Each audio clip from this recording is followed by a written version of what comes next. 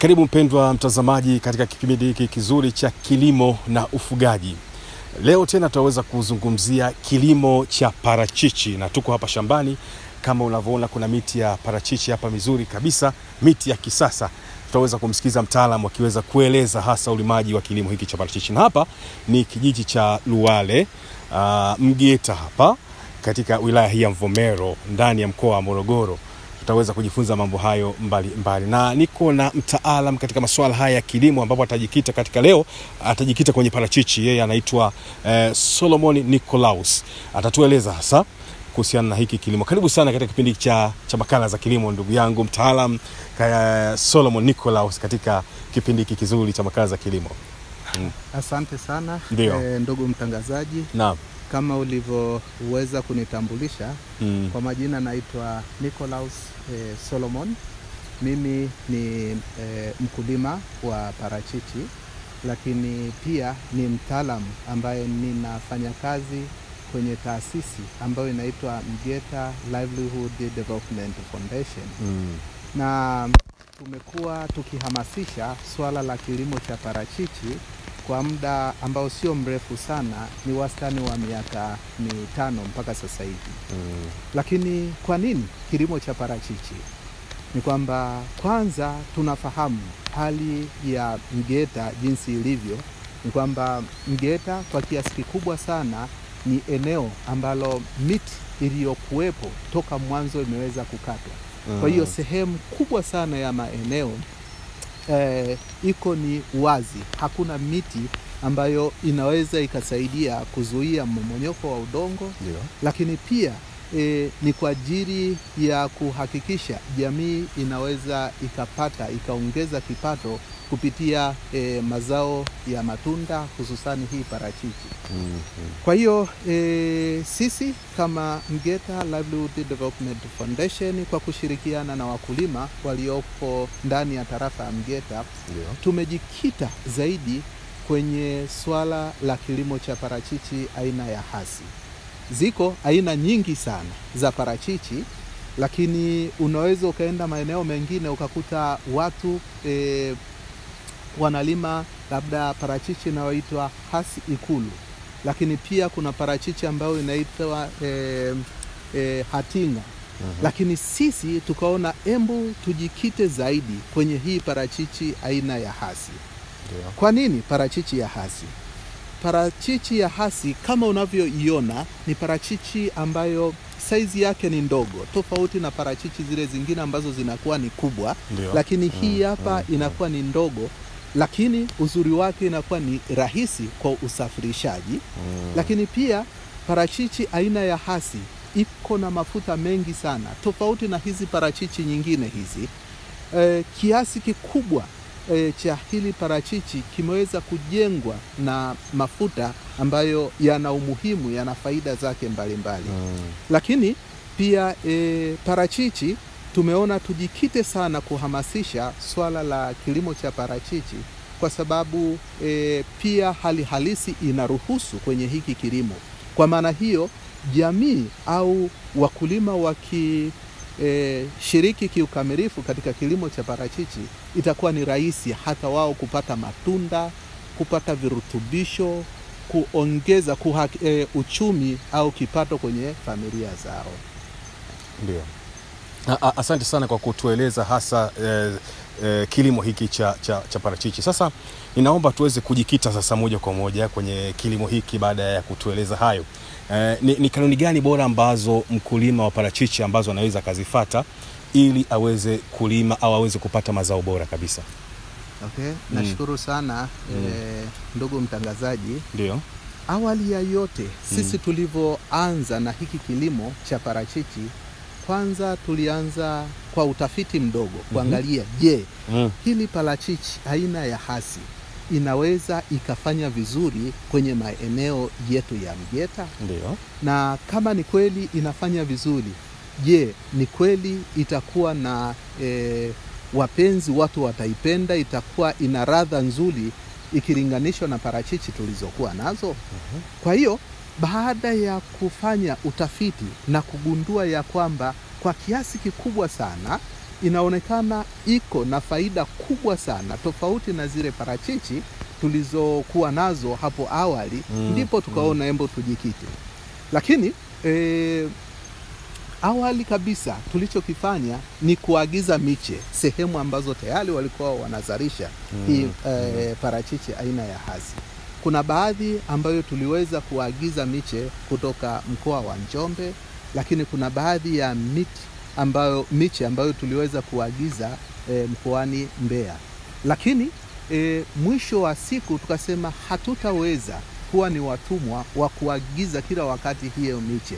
Kwa hiyo hatua ya kwanza ambayo kila wakati tumekuwa tukiifundisha au tukihamasisha kwa wakulima ni wao wenyewe kuwa na uwezo wa kuokota mbegu za parachichi hizi za kienyeji. Kwa hiyo wanaziokota. Yawezekana hata mtazamaji kwenye maeneo ambayo anaishi kuna matunda ya parachichi yaliyokuwa ni mengi. Kwa hiyo anachoweza kukifanya ni kuokota tu zile mbegu za parachichi. Lakini pamoja na huko kuokota, wakati mwingine yawezekana ukaokota parachichi au mbegu ya parachichi ambayo tayari iko na vimelea vya magonjwa. Ndio. Kwa hiyo kitu cha kwanza ambacho unatakiwa kukifanya baada tu ya kuokota zile mbegu ni lazima uweze kuzitakasa. Kwa hiyo unatumia ni nini? Unatumia tu maji, lakini ambayo yameweza kuchanganywa na sabuni au deto. Deto inafanya vizuri sana kwa ajili ya kuua vimelea vya magonjwa ambavyo kwa wakati mmoja au mwingine vinaweza vikawa vimeambatana, viko pamoja na hizo mbegu. Kwa hiyo mkulima atakapokuwa ameweza kuzikusanya hizi mbegu, ameishazitakasa, anachotakiwa ni kuhakikisha anaziweka kwenye eneo ambalo limeweza kuandaliwa kwa ajili ya kuota. Watu wengine huwa wanaweka moja kwa moja kwenye viriba, lakini sisi huwa tunashauri ni vizuri ukawa umetengeneza eneo la shambani kwako ambapo ndicho ni kitalu cha kwanza cha kuanzia. Kwa hiyo utakavokuwa umepalima vizuri, umesawazisha, basi hizo mbegu unakuja kuziweka hapo. Lakini katika kuziweka ni kuzihakikisha unaziweka kwa mpangilio ambao umekuwa ni mzuri, kiasi cha kwamba hata itakavokuwa imeanza kuchipua itakuwa ni rahisi kuitoa na kuipeleka eneo la kiriba ambao tayari umeshaiandaa. Kwa hiyo hizo ndo hatua ambazo unatakiwa kuzifanya. Kwa hiyo baada ya muda mfupi hii parachichi huwa inachipua kwa haraka sana. Kwa hiyo baada ya muda mfupi tayari itakuwa imeshachipua. Kwa hiyo utakachokuwa unakifanya ni kuhamisha kupeleka kwenye kiriba. Sasa kwenye kiriba tunajua ni namna gani ambavyo unatakiwa kuhakikisha uko na udongo wenye rutuba, uko na udongo ambao hauko na magonjwa au vimelea vya magonjwa ambavyo vinaweza vikaleta shida kwenye huo mche wenyewe ambao utakuwa unaota.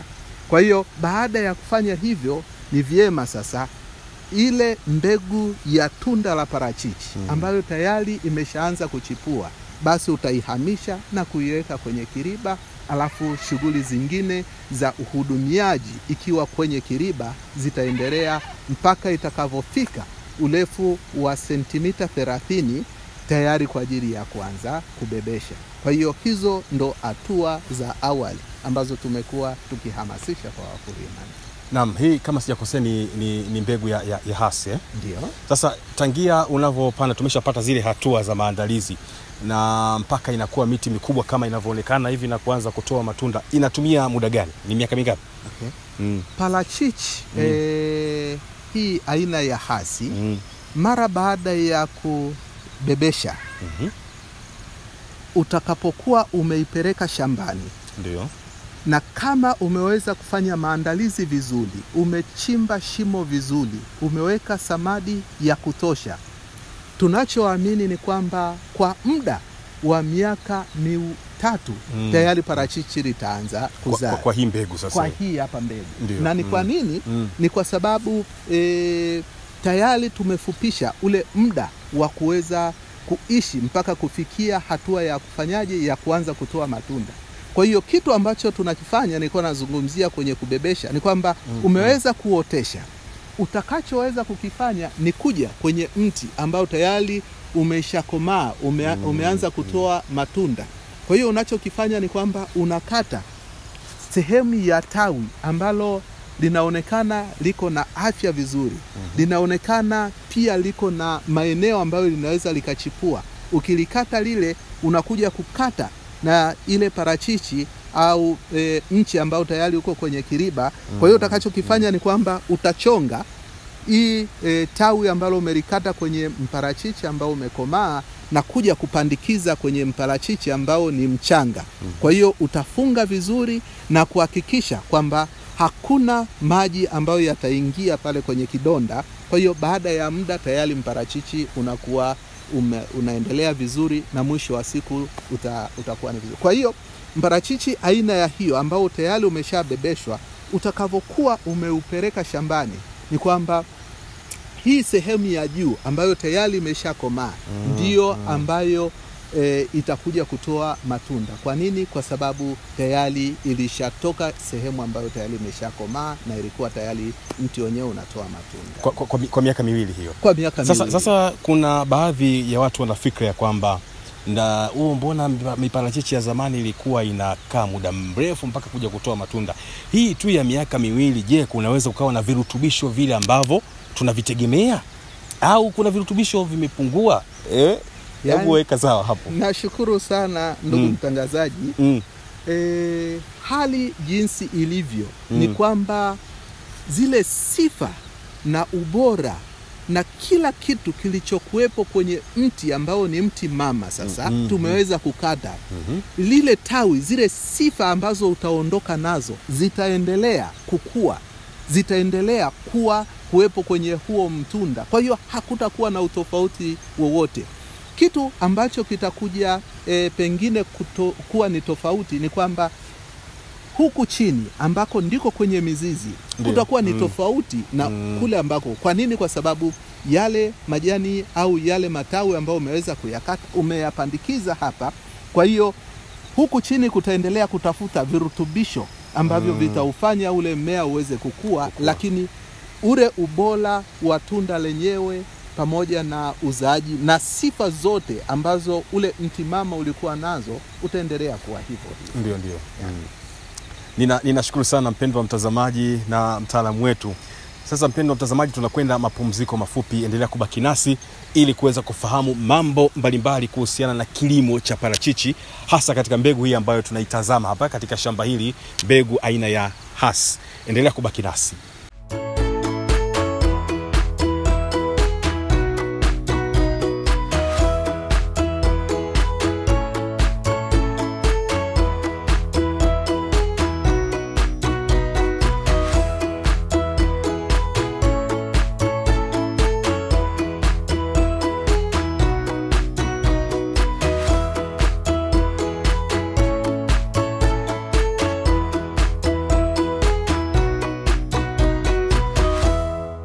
Tumerejea tena mpendwa mtazamaji katika kipindi hiki cha makala za kilimo na ufugaji. Leo tena tunazungumzia kilimo cha parachichi na tukijikita katika mbegu ya Hass ambayo inatumia miaka miwili mpaka kuja kupata mavuno kama unavyoona hapa. Huu mtu na miaka miwili.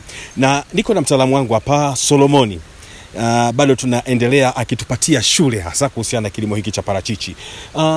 Katika kilimo hiki cha parachichi ni changamoto gani hasa ambazo mkulima anakumbana nazo? Ya kuna changamoto ambazo zipo kwenye kilimo hiki cha parachichi. Ndio. Moja ni kwamba kilimo hiki hakikuzoeleka hususani kwenye milima hii ya Uruguru. Ndio. Kwa hiyo tunapokuja kuhamasisha, tunapokuja kumwelimisha mkulima kwamba sasa embu pamoja na kwamba umejikita zaidi kwenye kilimo cha cabbage, umejikita zaidi kwenye kilimo sijui cha maharage. Sasa embu ujaribu hata kulima hii parachichi. Kwa hiyo waliokuwa wengi wanafikiria nikipanda, nikiwa nazo parachichi kwa wingi, wapi nitakakoweza kuuza? Kwa hiyo wao wanaangalia tu swala la soko la parachichi, lakini haangalii juu ya faida ya uhifadhi wa mazingira. Kama nilivyosema ni kwamba kadri tutakavyoweza kupanda miti mingi, ndani ya milima ya Uruguru, itakuwa ni rahisi hata kuhifadhi hayo mazingira. Ndio. Lakini changamoto nyingine ambayo tumeweza kukutana nayo ni kwamba wakati mwingine unavyoelimisha juu ya ubebeshaji wa hii parachichi, si wakulima wote ambao wako na huo uwezo wa kubebesha. Kwa hiyo wakati mwingine inachukua muda, lakini baadaye wanakuja kuzoea, mwisho wa siku wanakuja kufanya vizuri katika ubebeshaji. Changamoto nyingine ambayo tuliokuwa nayo ni kwamba kila kitu, tunasema kila kitu kilichokuwa ni kizuri kinahitaji maandalizi yaliyokuwa ni mazuri, lakini pia kinahitaji uhudumiaji ambao uko ni mzuri. Ndio. Kwa hiyo ili uweze kupata matunda kwa wingi zaidi, ni lazima uhakikishe shamba lako kwanza linakuwa ni safi, lakini pia kuna utaratibu wa urejeshaji wa samadi au mboji, lakini pia huwa tunahamasisha wakulima waweze kutumia hata viuatilifu vilivyokuwa ni rafiki, hususani mbolea pamoja na dawa za wadudu ambazo haziko na kemikali. Ndizo ambazo, lakini sasa wakati mwingine inachukua muda mrefu kwa mkulima mpaka kukuelewa na kuanza kutumia hivyo viuatilifu pamoja na mbolea ambazo ni rafiki kwa mazingira, lakini pia kwa afya ya mwanadamu mwenyewe. Naam. Yeah. Asante kwa kupata hizo changamoto. Sasa twende kwenye faida ambazo mkulima anaweza akazipata. Hasa ukilenga hii mbegu ambayo tayari mmeshaifanyia utafiti, lakini tayari mmeshaanza kuitumia mbegu ya Hass. Karibu. Kuna faida nyingi sana ambazo mkulima atakayekuwa amejikita au anashiriki kwenye hiki kilimo cha parachichi hususani ya Hass. Faida ya kwanza ni kwamba kila kitu tunachokifanya mara nyingi tunajaribu kuangalia ni kwa namna gani hiyo shughuli au hilo zao litaweza kumsaidia kuongeza kipato. Kwa hiyo parachichi aina ya Hass ni parachichi ambayo inapendwa sana. Ndiyo. Na kama nilivyoweza kuelezea kuhusiana na sifa za hili parachichi, kwa hiyo tunategemea ya kwamba kuna kiasi kikubwa sana cha pesa ambacho mkulima ataweza kukipata. Labda tu nichukulie tu mfano, ni kwamba ndani ya ekari moja kama utaweza kupanda vile ambavyo pengine tunahamasisha, kati ya mti na mti mwingine ukaweka umbali wa mita 7, na kutoka tena mstari mmoja mpaka mstari mwingine ukaweka hizo mita 7, ni wastani wa miti 80 ambayo itaweza kupandwa kwenye ekari moja. Na kama umeweza kuhudumia vizuri, mparachichi mmoja uko na uwezo wa kukupatia matunda yasiyopungua yenye kilo zisizopungua 100. Sasa tuchukulie tu mathalani, labda umeweza kupata hebu hapo mparachichi huu mmoja huu, yes, unaweza ukatoa matunda zaidi ya 100, zaidi ya kilo. Make tunavyozungumzia ule uzito, wakati mwingine yawezekana matunda yakawa 3 au 4 yakaweza kutoa kilo 1. Kwa hiyo tunavyozungumzia idadi ni zaidi ya matunda 300 mpaka 400 ambayo unaweza ukayapata kwenye hiyo parachichi moja, yani mti mmoja. Kwa maana hiyo, kama mkulima ataweza kuhudumia vizuri na ameweza kufuata taratibu zote za kilimo cha parachichi na ameweza kutumia zile pembejeo ambazo tunawahamasisha, kwa maana hiyo ana uwezo wa kupata wastani wa kilo zisizopungua 100 kwenye mparachichi mmoja. Na wakati mwingine unaweza kukuta kapata zaidi ya hizo. Kwa mfano, tuliwachukua wakulima kutoka milima ya Uruguru tukawapeleka Mufindi huko. Tuliweza kumuona mkulima mmoja ambaye kwenye parachichi moja anavuna kilo 1000. 1000 kwenye mparachichi. Sasa hebu jaribu kuangalia mparachichi kilo moja kama utaiuza kwa bei ya sokoni kama ilivyokuwa kwa wenzetu, kilo moja ukauza kwa shilingi 1000, na wakati mwingine wanauza mpaka shilingi 2000. fanya tu bei ya chini kabisa ni shilingi 1,000. Kwenye mti mmoja wenye kilo 100 utapata ni shilingi ngapi? Na imagine kwenye shamba lako una miti isiyopungua 80. Ndio. Kila mti mmoja ukakupatia kilo 100 na ukauza kwa bei ya chini kabisa, ambayo mnunuzi anakuja kununua hapo hapo shambani, anavuna yeye mwenyewe, wewe ukiwa umekaa kwenye kiti, anavuna, anachambua yeye mwenyewe, wewe baadaye unakuja kuhesabiwa tu hizo pesa zako. Kwa hiyo kwa kiasi fulani hivi ni zao ambalo litaweza kuongeza kipato. Hiyo ni faida ya kwanza. Faida nyingine ya pili ni kwamba tulikuwa tunaelezea kuhusiana na namna ambavyo matunda ya parachichi yalivyokuwa na umuhimu kwenye uretaji au upatikanaji wa virutubisho. Ndio. Kwa hiyo sio tu lazima aweze kula tu huyo mkulima au hiyo jamii. Kwa hiyo wakati mwingine wanaweza hata wakatengeneza juisi, wakapata hivyo virutubisho, wakazidi kuimarisha miili yao, wakazidi kuifanya ikawa inajengeka zaidi, tofauti na yule mtu ambaye hana hiyo parachichi. Lakini kama nilivyoweza kusema ni kwamba parachichi aina ya hasi iko na mafuta mengi sana. Hayo mafuta kwa namna moja au nyingine unaweza wewe mwenyewe ukaya process. Na ukisha process, kuna baadhi ya viwanda hususani vilivyoko nje ya nchi wananunua mafuta, wana uhitaji wa mafuta kwa kiasi kikubwa sana. Ukijaribu kuangalia ni kwamba kuna lotion nyingi sana. Wanasema hii lotion pia imeweza kutengenezwa kutokana na mafuta yaliyokuwa na parachichi, au wakakwambia tu na parachichi. Kwa hiyo sio kwamba ni parachichi kama parachichi, isipokuwa ni mafuta ambayo yameweza kuchujwa, kwa hiyo yameweza kuwekwa kwenye hiyo lotion. Na wakati mwingine unaweza ukaangalia kuna watu wengine, pamoja na kwamba hasa kina mama nywele zao wanazikata zinakuwa ziko vizuri, lakini kama ataweza kutumia mafuta ya parachichi, basi ana uhakika kwamba nywele zake zitakuwa ni imara, nywele zitakuwa ni nadhifu, na nywele zitakuwa na virutubisho ambavyo vitaweza kufanya nywele ziwe katika hali nzuri. Tofauti na hapo unaweza ukakuta watu wengine vipara vinazidi kutoka.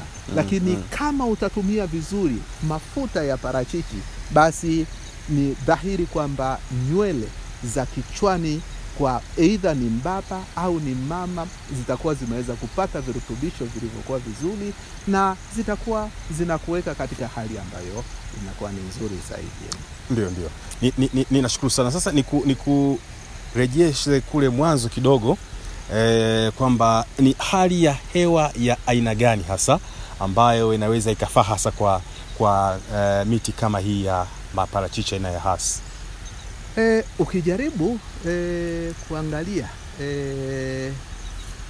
uzoefu kutoka kwenye maeneo mengine, parachichi huwa inafanya vizuri kwenye maeneo ambayo yako na hali ya ubaridi kwa kiasi fulani. Lakini wakati mwingine tunaweza tukasema ikolojia ya eneo fulani hivi unaweza ukaitengeneza wewe mwenyewe. Kwa mfano, ukijaribu kuangalia parachichi hizi, kwa baadhi ya watu ambao wako Morogoro tayari wameshaanza kupanda hii parachichi. Ukijaribu kuangalia chuo kikuu cha kilimo cha Sokoine pale, tayari wako na hizi parachichi, lakini ni kwenye eneo ambalo ni la joto. Kwa hiyo ni jinsi gani ambavyo umeweza kutengeneza mazingira ambayo yataweza kufanya hii parachichi iweze kufanya vizuri. Lakini kwa ujumla parachichi hususani aina ya hasi linafanya vizuri maeneo ambayo yako na mwinuko kutoka kwenye usawa wa bahari kuanzia mita 800 mpaka kuja 1500, wakati mwingine mpaka 2000, ndipo inafanya vizuri sana. Na vinginevyo, kwa mfano ukipanda sehemu ambayo ni ya tambarale au ni ya chini sana, unaweza ukakuta kuna upukutishaji mkubwa sana wa maua. Kwa hiyo kitendo cha kupukutisha, sawa, kuna baadhi ya miti mini matunda ambayo yanaweza yakaendelea, lakini mwisho wa siku unaweza ukakuta unapata kiasi kidogo sana, tofauti na yule mtu ambaye ameweza kupanda kwenye maeneo ambayo yana ubaridi kwa kiasi fulani. Ndio. Yeah. Basi ni kushukuru sana mtaalamu Solomoni, mtaalamu katika masuala ya kilimo. Tunapomaliza kipindi chetu hiki, ni ujumbe gani hasa ambao unawapatia wakulima wa parachichi? Kitu ambacho ninawasihi wakulima ni kwamba kuna faida kubwa sana ambazo wanaweza wakazipata kwenye kilimo cha matunda, hususani kilimo cha miti, mazao ambayo ni ya muda mrefu, tofauti na vile ambavyo unapanda labda cabbage, unapanda mchicha, kwa sababu utaenda kununua mbegu, utaenda kupanda, utavuna tena lakini utakavokuwa umepanda parachichi, basi ujue umeshafanya kazi hiyo ambayo ni ya kudumu, ni ya muda mrefu. Wewe kazi ambayo utaweza kuendelea nayo ni namna gani ya kuweza kuhudumia tu. Na huduma sio kwamba ni shughuli kubwa sana ambayo utakuwa unaifanya, ni kuhakikisha tu una apply hiyo samadi, au unaweza kuhakikisha kwenye shina la parachichi umeweza kuweka mboji. Kwa hiyo utakapokuwa unafanya mara moja au mara mbili kwa mwaka, utajihakikishia kwamba unapata matunda ya kutosha. Lakini utakuwa na muda ambao unaweza ukafanya kazi zingine, unaweza ukajikita kwenye shughuli zingine za kuweza kuongeza kipato. Sasa ule muda uliokuwa unautumia kwenda kulima, kwenda kukatua, kwenda kuchimba mashimo, sijui upande nani, kwa hiyo utautumia vizuri kwenye shughuli zingine. Lakini kikubwa sana ni lishe katika familia. Matunda yana umuhimu sana kuhakikisha kwamba tunapata virutubisho vyote vya kutosha kwenye familia ambazo tunaishi.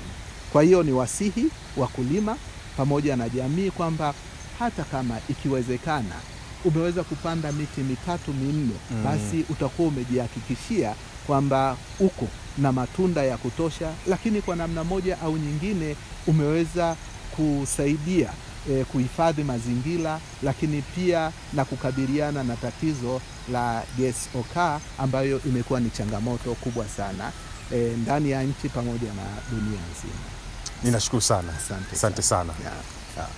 Na mpendwa mtazamaji, nipo hapa juu kabisa katika vilele vya milima ya Uluguru katika maeneo ya Mgeta, na nyuma yangu hapa kuna mti wa parachichi aina ya hasa ambao unafanya vizuri sana katika maeneo haya hapa ya mlimani huko ambapo kuna baridi kali sana.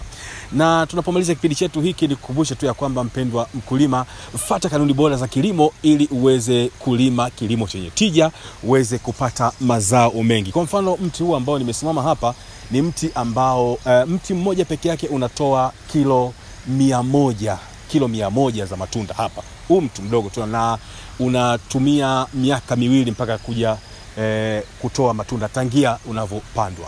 Endelea kuungana nasi katika vipindi vya makala za kilimo. Mimi ni Fanuel Tanda, na leo tulikuwa katika kilimo cha parachichi hapa Mgeta.